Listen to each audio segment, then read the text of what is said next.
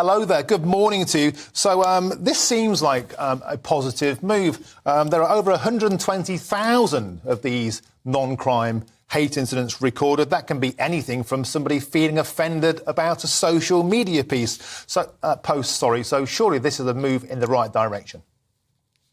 That's right. I think this could be a really, really important move. Although we have to remember that the reason why the Home Secretary made sure that this new code of practice was brought in was because when she changed some of the College of Policing guidance a year ago, that didn't appear to have the effect that people wanted then. So yes, this should be a good move. Hopefully it will protect people's freedom of expression a lot more and make sure that people aren't weaponising their offence to try and dampen down debate and to try and get their own way in public life.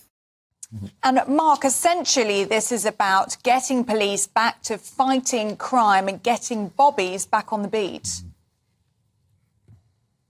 That's right. We want our police dealing with stuff on the streets. We don't want them dealing with dodgy tweets, as it were. We want them to really focus on important issues.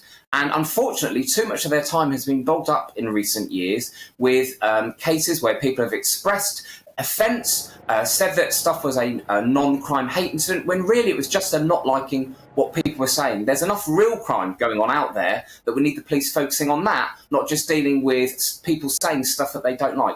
Now, you mentioned that there was a case at the football yesterday where someone turned up wearing a pretty offensive shirt. That probably was the right kind of situation for the police to get involved, because there was a genuine risk of that situation escalating and people getting hurt. Obviously, we want the police to be able to wade in on stuff like that, but not when people are putting stuff on social media or getting involved in debates and people don't like what they're saying.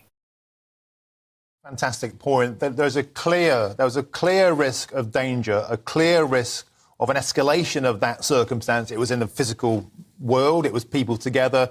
That guy, I think, would have been in grave danger. Whereas, oftentimes, a friend of mine was arrested for posting something that somebody felt to be transphobic, and 7 coppers turned up at his house. 7 coppers turned up at his house in a riot van. Meanwhile, we reported last week 30,000 muggings going unsolved. 6% of burglaries even have a clear-up now. And it's way, way overdue. When did the police even bother getting involved in monitoring free speech? Surely it's not their job to do that, Mark. Well, I have to say, I do have a bit of sympathy for some of the police involved in this, because they're trapped between demand from people that they wade in on these non-crime hate incidents and also their desire to get on, like you said, deal with what most of us would consider to be real crimes. Hopefully, with this new code of practice, it's going to give them the space to focus on the most important things, which are, like you said, those real crimes on real streets with real people rather than hurt feelings. And it's important legislation. When it was introduced, it was very well-meaning. It came off the back of the Stephen Lawrence inquiry. It was meant to be tracing hateful comments around race, religion, sexual orientation, disability. But then came the transgender movement and the perception, that's the key word, the perception of something being offensive was enough to get the police involved. I think it was crazy. I think this is a welcome move. Do you think this is the beginning of a more common-sense approach to policing? Is this the beginning, Mark? Are we seeing the end of people getting the coppers involved just because they're offended?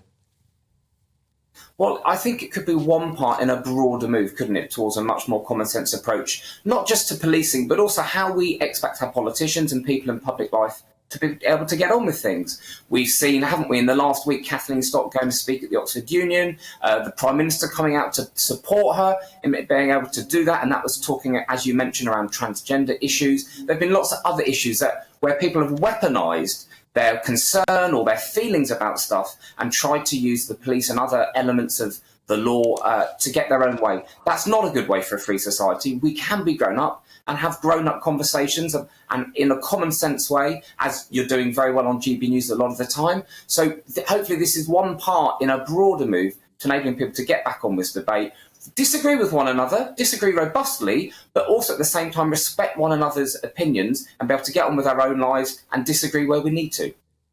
Mark, whilst we've got you, I want to ask about Rishi Sunak's trip to Washington a little bit later on this week. He'll be heading there on Wednesday and Thursday for talks with politicians and a sit-down with Joe Biden. And he says it's all about wanting to foster that close and candid relationship with the US. What do you think is going to be on the agenda?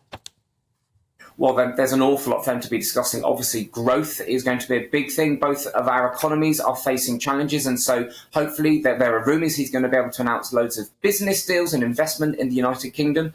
Obviously, the big thing that they need to be talking about, though, is Ukraine. It is really reassuring to see very close relationships being fostered between Rishi Sunak and Joe Biden. It's really, really important that the UK and the USA can work closely together. We've been doing that really well around what's going on in Ukraine and making sure that they have all the weapons that they need.